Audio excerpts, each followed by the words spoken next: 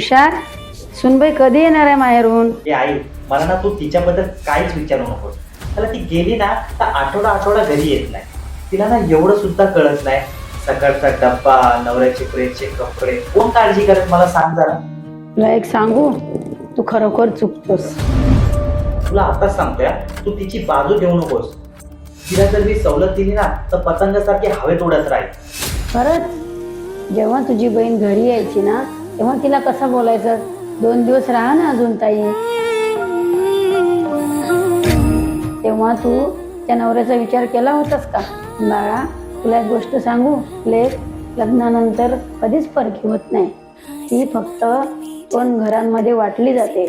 आई वडिलांच्या अंगणात तिचं बालपण राहतं आणि नवऱ्याच्या घरी तिचं आयुष्य असतं. ज्या दिवशी आई बाबा लेकीची वाट बघणं सोडतील